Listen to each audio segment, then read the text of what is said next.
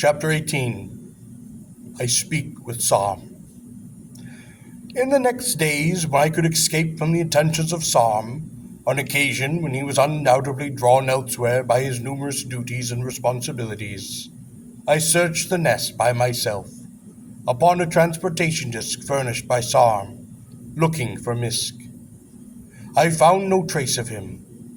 I knew only that he had been, as Sarm had put it, pleased to retain Gor.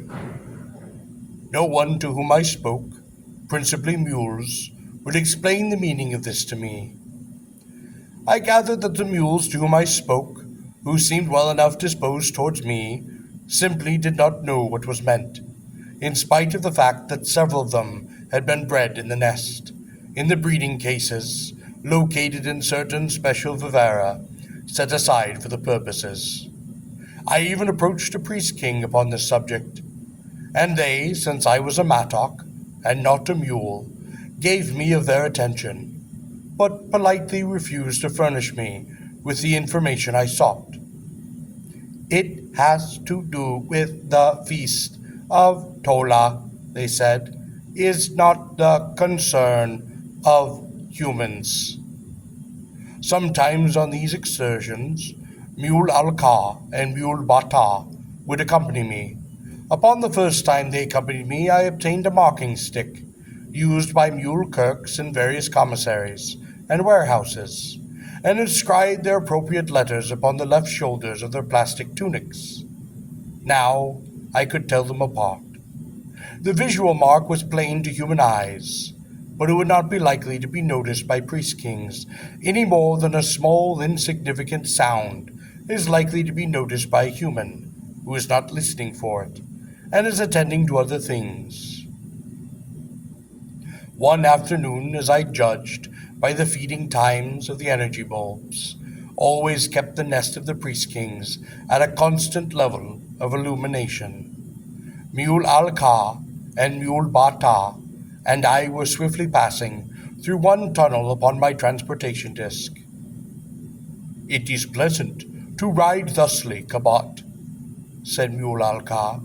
"Yes, it is pleasant," agreed Mule Bata. "You speak much alike," I said. "We are much alike," pointed out Mule Alka. "Are you the mules of the biologist Kusk?" I asked. "No," said Mule Alka. "We were given by Kusk to Sarm as a gift." I stiffened on the transportation disc, and it nearly ran into the wall of the tunnel. A startled mule had leapt back against the wall. Looking back, I could see him shaking his fist and shouting back at that with rage. I smiled. I gathered he had not been bred in the nest. Then I said to the mules who rode with me, "You are spying on me for Sarm." "Yes," said Mule Alka. "It is our duty," said Mule Bata. "But," said Mule Alka, "should you wish to do something which Sarm will not know of, simply tell us, and we will avert our eyes." "Yes," said Mule Bata, "or stop the disc, and we will get off and wait for you. You can pick us up upon your way back." "That sounds fair enough," I said. "Good," said Mule Alka. "Is it human to be fair?" asked Mule Bata. "Sometimes," I said. "Good," said Mule Alka. "Yes," said Mule Bata. "We wish to be human." "Perhaps you will teach us some day to be human?" asked Mule Alka. The transportation disc sped on. None of us spoke for some time. "I am not sure I know how myself," I spoke. "It must be very hard," said Mule Alka. "Yes," I said, "it is very hard." "Must a priest king learn to be a priest king?" asked Mule Bata. "Yes," I spoke. "That must be even more difficult," said Mule Alka. "Probably," I said. "I do not know. I am not a priest king." I swung the transportation disc in a graceful arc to one side of the tunnel to avoid running into a crab-like organism covered with overlapping plating, and then swung the disc back in another sweeping arc to avoid slicing into a stalking priest king who lifted his antenna quizzically as we shot past. "The one who was not a priest-king," quickly said Mulalka, "was a mattock. It is called a tuz, and lives in discarded fungus spores." "We know you are interested in things like that," said Mule Bata. "Yes, I am," I said. "I thank you." "You are welcome," said Mule Alka.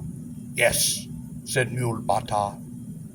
For a while longer we rode in silence. "But you will teach us about being human, will you not?" asked Mule Alka.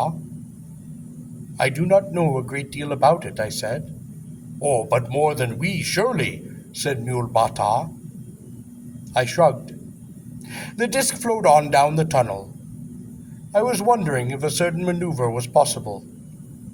"Watch this," I said, and turning my body, I swung the transportation disc in a sudden, abrupt, complete circle, and continued on in the same direction we had been traveling.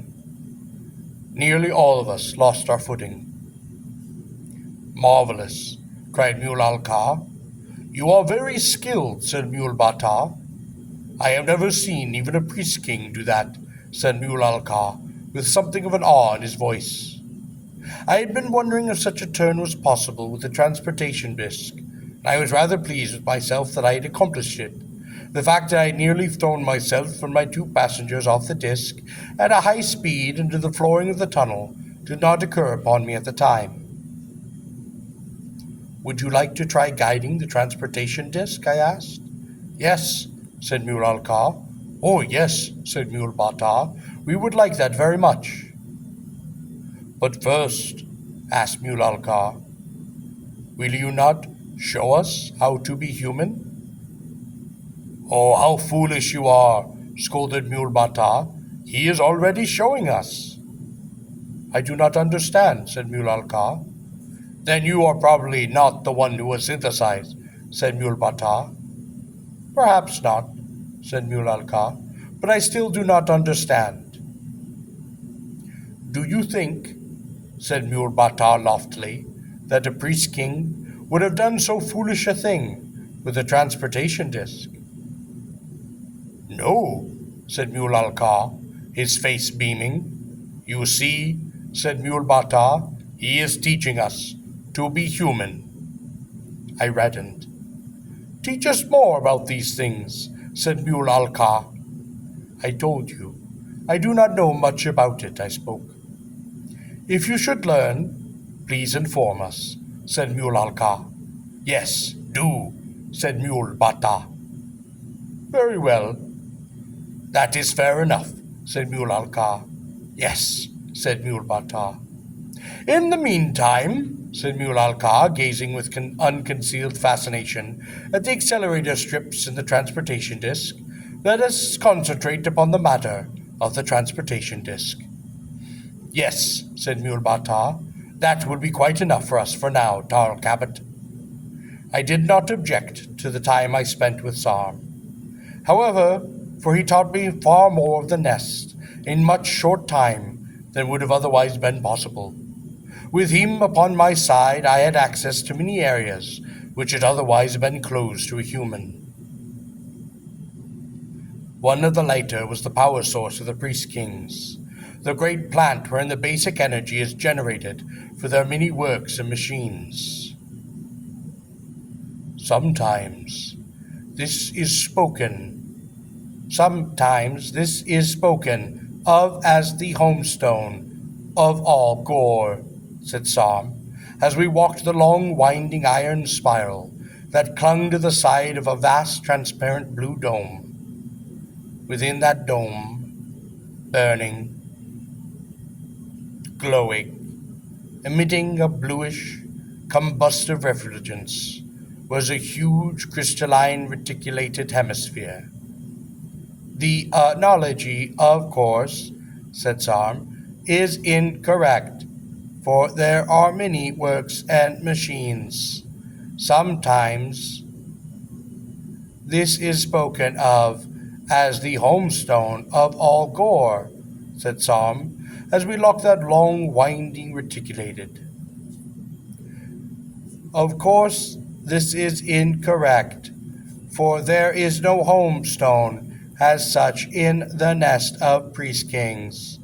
The homestone being a barbarian artifact generally common to cities and homes of Gorian humans. I was somewhat annoyed to find that the homestone taketh so seriously in the cities of Gor that a man might be slain if he did not rise when speaking of the homestone of his city, so airily dismissed by the lofty Sarm. You find it hard to understand the love a man has for his homestone, I said. A cultural oddity, said Sarm, which I understand perfectly, but find slightly preposterous. So you have nothing like the homestone in the nest, I asked. Of course not, said Sarm. I noticed an involuntary, almost spasm-like twitch of the tips of the forelegs, but the bladed projections did not emerge. There is, of course, the mother, I said innocently. Sarm stopped on the narrow iron railing, circling the huge glassy blue dome, and strained himself, turning to face me. With one brush of a foreleg, he might have sent me hurtling to my death, some hundreds of feet below. Briefly, the antennae flattened themselves upon his head, and the blade-like projections snapped into view. Then the antennae raised, and the blade-like projections disappeared. That is very different, said Sarm. Yes, it is different, I said. Sarm regarded me for a moment, then turned and continued to lead the way. At last we had reached the very apex of the great blue dome, and I could see the glowing, bluish, refulgent, reticulated hemisphere far below me. Surrounding that bluish dome, in a greater concentric dome of stone, I saw walkway upon walkway of paneling and instrumentation. Here and there priest kings moved lightly about, occasionally noting the movements of sentinels, sometimes delicately adjusting a dial with the nimble, hook-like appendages at the tip of their forelegs. I supposed the dome to be a reactor of some sort. I looked down through the dome beneath us. So this is the source of the priest king's power, I said. No, said Sarm. I looked up at him.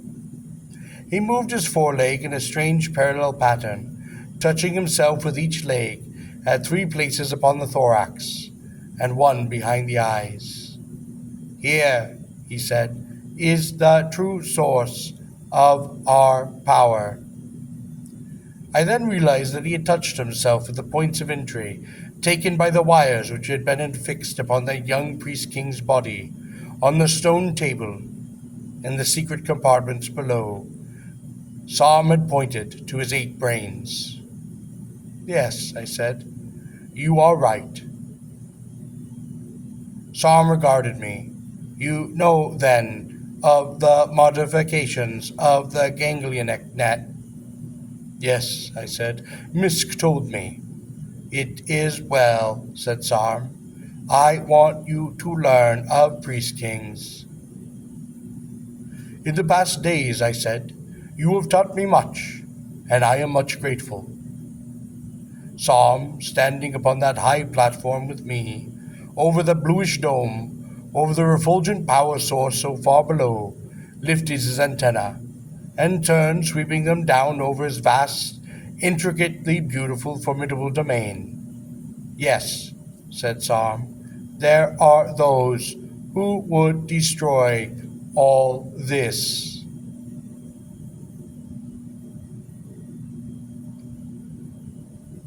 I wondered if hurling my weight against Sarm, I might have tumbled him from that platform to his death so far below. I know why you were brought to the nest, said Sarm. Then you know more than I do, I said.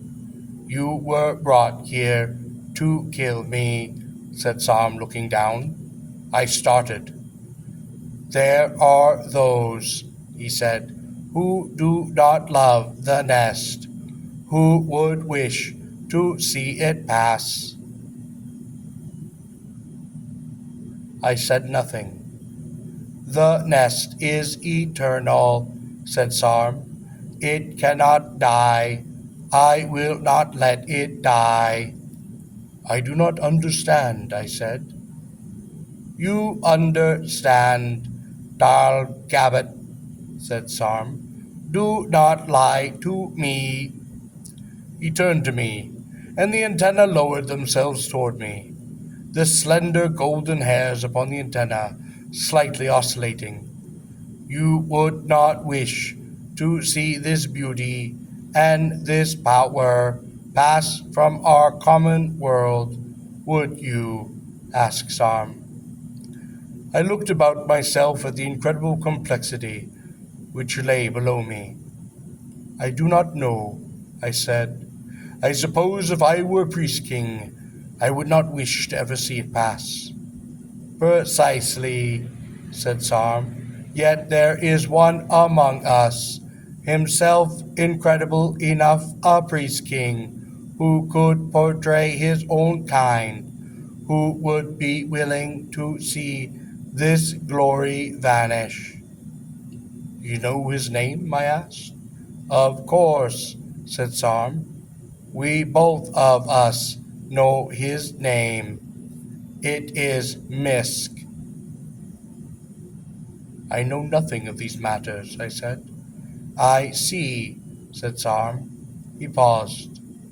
Misk believes that he brought you to the nest for his own purposes.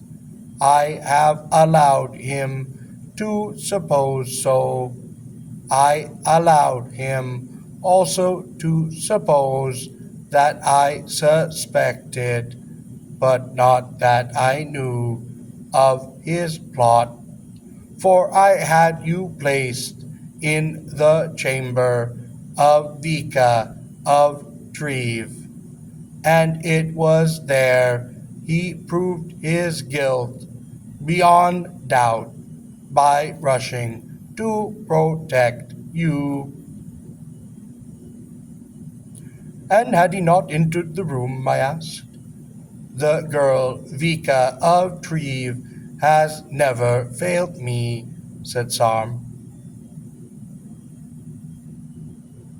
My fists clenched upon the railing, a bitterness choked in my throat, and the old hatred I had for the girl of Treve lit once again its dark furies upon my breast.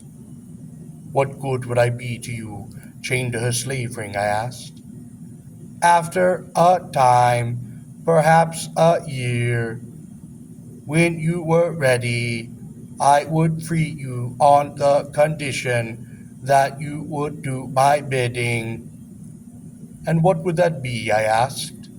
Slay Misk, said Sarm. Why do you not slay him yourself? I asked. That would be murder, said Sarm. He, for all his guilt and treason, is yet a priest king. But there is nest trust between myself and Misk. There can be no nest trust between a priest king and a human, said Sarm. I see, I said. I looked up at Sarm, and supposing I had agreed to do your bidding, what would have been my reward for all this? Vika of Treve, said Sarm. I would have placed her at your feet, naked and in slave chains. Not so pleasant for Vika of Treve, I said. She is only a female mule, said Sarm. I thought of Vika, and of the hatred I bore her. Do you still wish me to slay Misk? I said. Yes, said Sarm. It is for that purpose I brought you to the nest. Give me my sword, I said, and take me to him. Good, said Sarm, and we began to trace our way downward, around that vast bluish globe that sheltered the power source. of the Priest Kings.